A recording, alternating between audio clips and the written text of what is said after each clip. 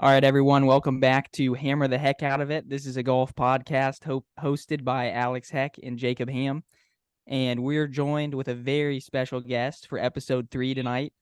We have Erica Shepard. She is the USGA U.S. Girls Junior Champion in 2017.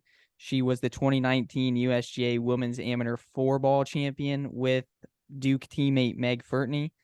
She was a 2017 member of the Junior Solheim Cup, represented USA in 2018 in the U.S. Junior Ryder Cup, a member in 2021 and 2022 of the U.S. Palmer Cup team. She's also been on the Annika Award watch list in 2019 and 2021, and she was an all-conference recipient in 2021 and 2022. So, Erica, thanks for coming on tonight.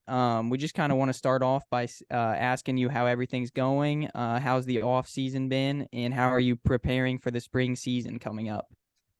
Awesome. Well, thanks for having me, Alex. I'm super excited to be on here. But we're just getting started for kind of in qualifying. We have our first tournament like middle of February. It's actually in the Bahamas. So pretty excited about that.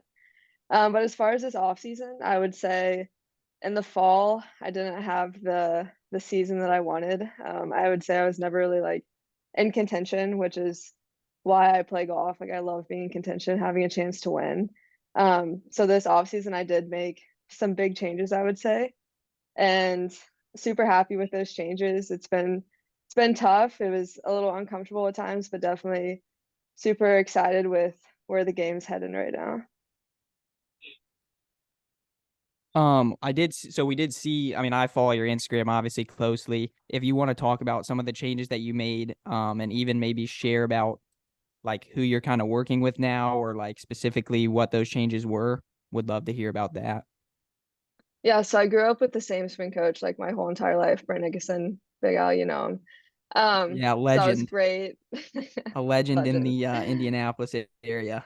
legend. Totally got me to like where I am at Duke, all the accolades that I had in junior golf. But just as I head into professional golf, like I'm gonna live in Florida and having someone in person who I can like see on a regular basis means a lot to me. So I started seeing Tony Ruggiero, aka the Dew Sweeper, on Instagram. I saw some other people to kind of like see what I wanted because I really had no experience in that realm of like exploring swing coaches, which I'm super grateful I didn't have to do that until now. Because it is a super difficult process. But I eventually saw the Dew Sweeper, and after 20 minutes, I knew that that was the guy that I trusted to lead me through the rest of my college career and my professional career. So really, all that we've worked on to get into the technical stuff is just like loading correctly and unloading correctly. Like everything else has been pretty left untouched, and just having those like very simple thoughts, like it's a lot of kind of like feeling stuff in my body, which I love, like activation and engaging stuff. Um, so it's been great. I mean, it's definitely been hard, definitely hitting way more balls than I've ever hit in my life, but it's honestly just so fun, and I know that it's definitely paying off. I can already tell. So kind of like diving into that, like what does like a day in your life look like for like the listener? If somebody's listening that wants to play like college golf, what does it look like at Duke? A day in the life of like somebody on the women's team. Yeah. So I think in order to talk about that, so right now, like I would say that my practice schedule is pretty laxed, especially compared to junior golf. So like in order to get to where I am now, to where I don't honestly like practice all the time. And junior golf, Alex knows this. I would practice 13 hours a day in junior golf in the summer. So doing all of that, now I'm able to, we have our team practices Tuesday, Thursday, lift Tuesday, Thursday, Saturday, play Monday, Wednesday, Friday. So that is still a lot and sounds like a lot. And I mean, being a student athlete, all of that golf on top of the academics at Duke is like I leave my apartment at 7:30 in the morning and get back at dark, and it's like the day's over and all I did was golf in school. So it's definitely a full-time commitment, but it's awesome. Yeah. I kind of want to ask just like growing up around you and seeing how you practiced. One thing I recognized was how much on-course work that you did. Going to Duke, did you feel like you were still able to get that on-course work in? Because I've never really seen you as somebody who pounds balls on the range or who's like grinding on the range for hours. So maybe you could share about like who ingrained that into you, or who motivated you to like practice on course versus just beating balls on the range, or like how that kind of came, because I always thought that was super interesting. Yeah, that's a great question, because that was a huge adjustment coming in, because when I was in junior golf, like Alex said, lived on a golf course, Dies Walk, I kind of like took my golf cart out there, never hit balls in the range, would just drop balls, fix all my ball marks and my divots, but like do everything on course. And that just really helped me learn how to play well. And that was quite honestly the only way that I knew how to practice and prepare for tournaments. And it worked really well. So when I got to Duke, I was like, this is what I do. Like, this is what I'm gonna do. This is the only way I'm gonna be able to get better. Um, and in college, like that's just not possible. Like I think Dies Walk was probably one of the only courses that I could have even done that at. So it just simply wasn't possible at Duke. And like, I mean, I couldn't leave team practice where you hit balls in the range and like do short game and be like, I'm gonna go on the course. Um, so my entire freshman year, I really struggled my freshman year, with golf and like other things, obviously, but with golf, like I literally didn't know how to prepare anymore for tournaments. I was like, this is my system. This is what I've always done. Like, what do I do now? And so luckily, our assistant coach is like really gets me well. He's super helpful, especially with like time management, preparing, and just like knowing individual players. So eventually I started to like trust their system, I guess. And like, I mean, I was surrounded with Gina Kim, Jarvi, Anna Balatz, like the best amateurs in the world.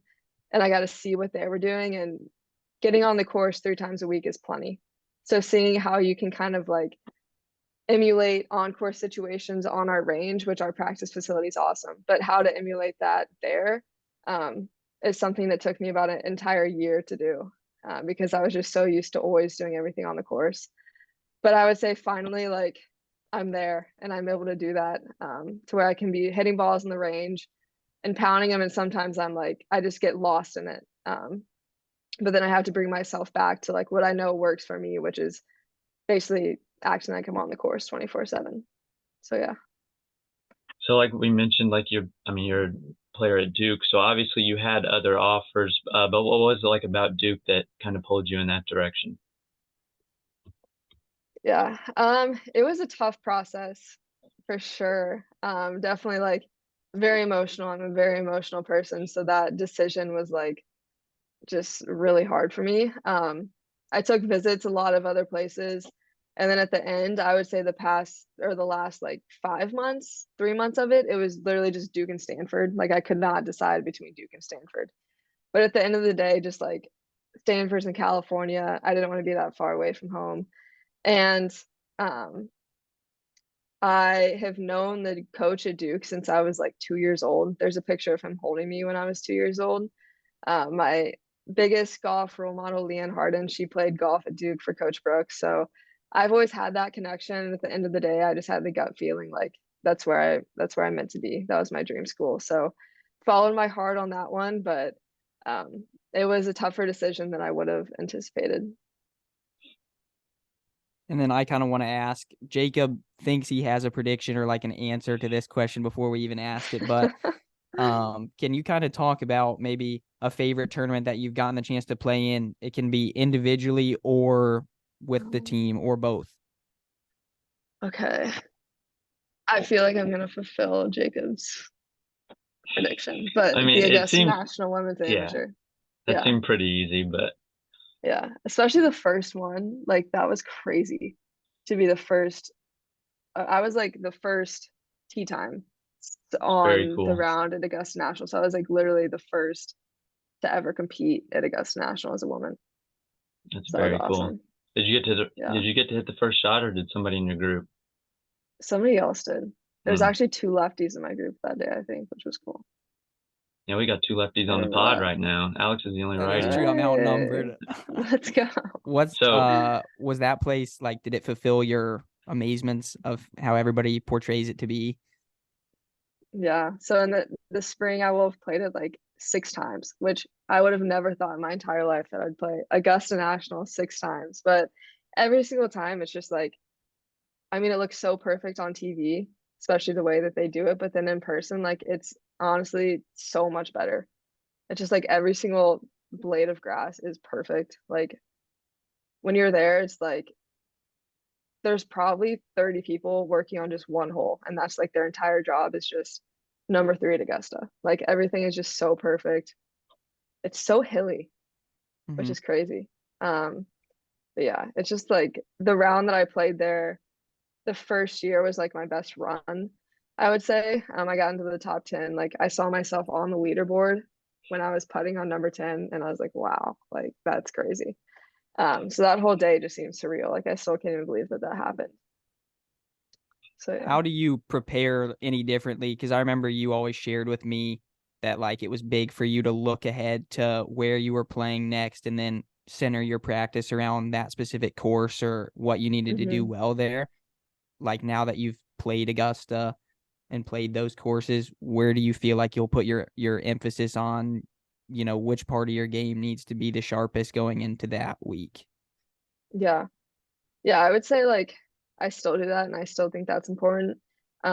But for Augusta, especially, so it's weird. So that tournament, the first 2 rounds, which actually get you to Augusta, are played on a completely different golf course. It's called Champions Retreat and it's awesome. I think it's way harder than Augusta. Um, the grasses are different. It's a longer layout for us. And so it's easy to be like, oh, I want to prepare for Augusta. But the reality is like you have to prepare for Champions Retreat, um, because that's like what's going to get you there. And then in the back of your mind, you can be like, oh, like we have a bunker at our practice area that's Augusta sand, so I'll like practice out of Augusta sand just for kind of fun. But as far as preparing for Champions Retreat, like it's long, um, but then also like you're going to score on the holes that you have a wedge into, so just making sure that you're able to score. Um, that's about all you can do and not get too distracted by the thought of Augusta. Um, Jacob, I didn't know if you wanted to touch on this, but I mean, a question that we asked Luke on the pod. I believe we asked him, but what's it like for you then being, because I mean, and I can kind of emphasize this with you or empathize this with you, but what's it like balancing like, relationships, if you want to talk about that, schoolwork, and like, just being a normal like 20-year-old, 21-year-old, while still being a Power Five golfer and like one of the top, women AMs in the country playing. Yeah. What kind of relationships are you talking about? Any type, like I mean All of friendships, them. yeah. Yeah, yeah. Yeah, I mean, that's definitely like the struggle, I would say. I mean, I love golf. I'm super passionate about it. I do love school. So I do spend a lot of time on that. And then it's kind of hard when like I go through an entire season, like I go through the whole fall season and it's like I feel a little disconnected. So, I mean, golf is a lonely sport. You're out there by yourself, even if you're with your team, um, whatever, like it is a lonely sport. And so just being able to like use your time when you do have free time to actually like spend time with people that you care about and prioritize, like actually being present in those moments because like you don't get a lot of them, especially like with your parents. I mean, being from Indiana, like I'm not going to be spending most of my breaks in Indiana because of golf weather, obviously. Um, so like really getting to be present with them when I get to see them when they come to my tournaments. My brother Ethan's going to caddy for me at Augusta this upcoming year, so just using out all the moments that I can, aside from golf and school, just to like make sure that I'm not getting too disconnected or too into golf or into school because that is really easy to do. Um, And then this is kind of an interesting one, I think, but just like being super busy, this is something that I kind of personally want to know. But when you step off the golf course, then do you try to just kind of block out golf or like put it behind you? Or like, are you going back to the room and then like the golf channel's on? Or like, Oh you're God. scrolling on Instagram, you're following all these golf accounts. Like for me, it feels like it's something that's just 24/7. And like being a college golfer, obviously, we're spending like 5-6 hours on the course a day at least, and then it's like it's hmm kind of all around you. Is that something that you try to take a break from, or? hmm Yeah, definitely try and take a break from. I mean, Alex, I think we're definitely similar in this realm. Like we are both so hyper focused, like especially on golf. We like love golf, like so Hmm. easily consumed by it, which is great. But also like for me, I know that when I have other things in my life that make me happy and like I feel like I'm balanced, that makes the bad rounds not so bad. Um, which obviously in golf there's going to be more bad rounds than good rounds, or like more losses than wins, unfortunately. Um, so kind of like trying to take a break from it. I mean, I definitely don't allow Golf Channel or like try not to follow that many golf accounts, but like in my mind, it's always like golf a lot of times, especially after tournaments. So Hmm. just trying, like really trying to take a break, and being intentional about it has been something that I've gotten a lot better at since I feel like you were around me a lot. Yeah, because we have spoke about that a lot, just like talking Yeah. about time off and that kind of stuff. Because it does get Hmm. hard, especially in Indiana. Like, what are you supposed to do in the winter months or that kind of stuff? So, Yeah. You touched on the fact that like you obviously want to play professional golf, but like in 5 years from now, if you could have it your way, where do you like see yourself? Like, do you see yourself top 10 player in the world? Do you see yourself winning the LPGA majors? Like, where is it? Hmm. Yeah, for sure. My goal is to win every major on the LPGA tour. So in 5 years, I see myself on track to do that. Um, so yeah, I'm super excited to get out there. I feel like women's golf is continuing to grow, and I'm excited to be a part of that when I get out there. um, okay. With that being said, if I can circle back to what you talked about earlier, working with the dew sweeper, what's his? I'm sorry, what's his name again? By the way, so I don't want to Tony, mess. but I Okay, think he likes to do sweeper. okay. So, Yeah. since you've started working with him, is there anything that you guys have like? I mean, are you setting short-term goals with this or like long-term goals? Since Jacob just asked, like looking ahead 5 years from now, I mean, are you guys assessing stuff that you're um collaboratively saying like this is where we need to put emphasis on so that we can be successful on the LPGA tour, or are we looking more at like this is what we need to do to be successful in the coming month, or a little bit of both? If Hmm. you can kind of talk about that, as well as like maybe there is a specific area where you feel like your game needs the most improvement to progress, to the next stages onto the LPGA. Yeah. So I think that Tony, he's gotten like a good idea of kind of who I am by now. And I think he knows that like I have all the intensity that I need and I'm already like super hard on myself. So as far as like, and he has it like I'm in a pretty good place as far as like swing. He's talked to my fitness guy about distance. Like, do I need to continue working on speed? Should I hold back, focus on mechanics? Um, so like there's that conversation like is she long enough, which I think is an important conversation. Um, but then also like understanding for me and having confidence in the fact that like I don't need to get exponentially better to be the golfer that I want to be, and especially like to win right now. It's just a matter of like tweaking little things. So that's kind of where we're at right now. Like he had me see a short game guy just for a little bit, and just that little bit like helped my short game. And like that's like at this point, that's just what I need is like minor tweaks. As well as like having him be in touch with like my fitness guy and other people on my team, my putting coach, just kind of know what if there is anything that's sticking out, like that we can all address that as a team. So, I think you've competed in some like Symetra Tour events, correct? And have you competed in any LPGA events yet? I have, yeah. What do you feel like, was that like, obviously that was good experience on gathering what you need to like improve on and what the difference is Hmm. between you and somebody who's already there.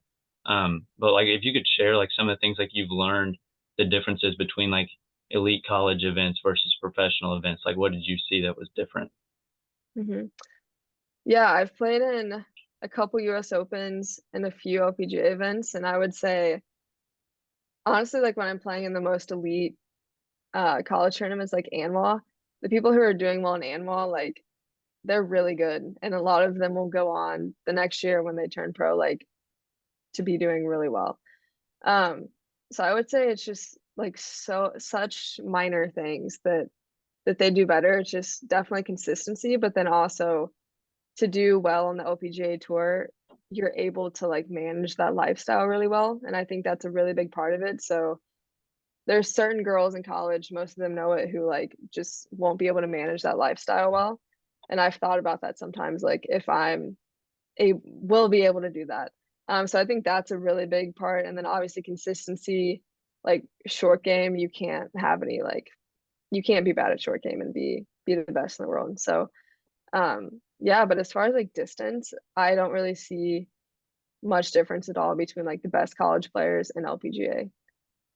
So those are some takeaways that I had. So what's like the entry into professional golf for you? What's that going to look like? Like, are you going to start out on Symetra Tour? Are you going to try to Monday qualify, or like what's that going to look like for you? Yeah, so Q School, there's 2 stages in the Q Series. So you can get your LPGA card from Q Series.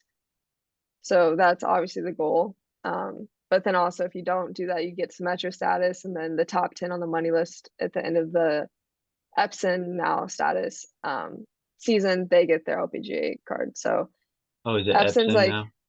Epson Tour, yeah. Okay, sorry about that. I've been You're saying good. Symetra the whole time. It's okay.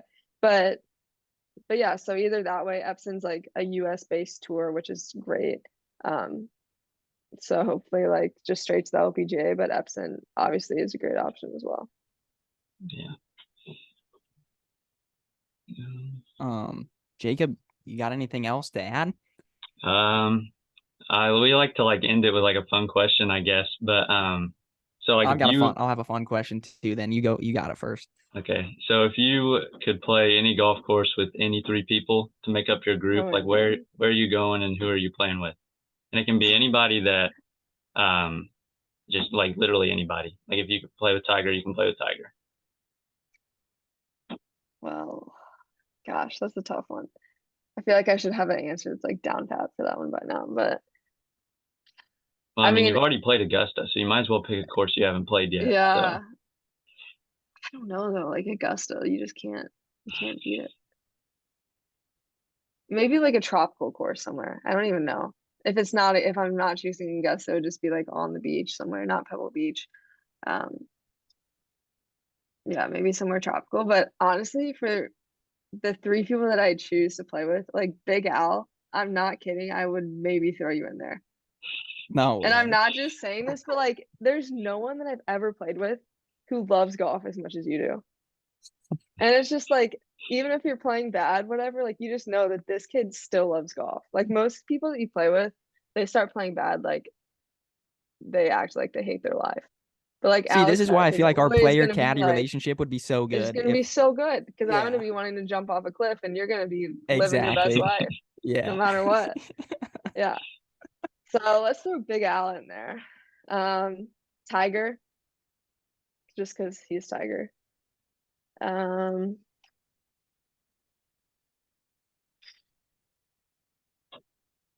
don't know.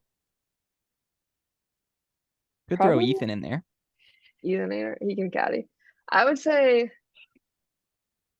maybe like Bryson or Brooks, just because I want to know, like, I want to form my own opinion on what I think about them. Because obviously you see all these things about them, but like, you never know. Like, I kind of want to know who they actually are. So yeah. Or yeah, that's what I would say. Okay, so I've got like a 2-part question, kind of. The first one is, do you remember when you threw me out of the golf cart? What time? Because honestly, that happened a few times. What were you thinking that day? And then the second question is, what's your favorite what's your favorite golf course that you've played in the state of Indiana? Ooh, that's a good one. Okay, first one. What time are you talking about when you honked the horn in my backswing? Yeah. Yes. Okay, so Alex, I love you. And Alex was like the only kid that I would play with at Dice Walk. Like I would be by myself and then maybe Alex Heck would be there like 1% of the time. But so obviously when I'm by myself, I am like zoned. Like I'm so focused, like it was insane. It was definitely not healthy, but I was very focused. So then when Alex would come out, just loves golf, having a great time, trying to like mess with me. We're probably playing a match, and so he like really wants to beat me. I was probably And a couple so up too. probably. but we were on 11, and I think it might have even been my practice swing, but Alex honks the horn of my golf cart in the back of my swing, and I like shank it or something, or hit a pop up. And I get so mad at Alex because I thought that he like ruined my golf swing, or like I probably had a tournament coming up and I was like, I'm gonna play terrible now because Alex honked the horn.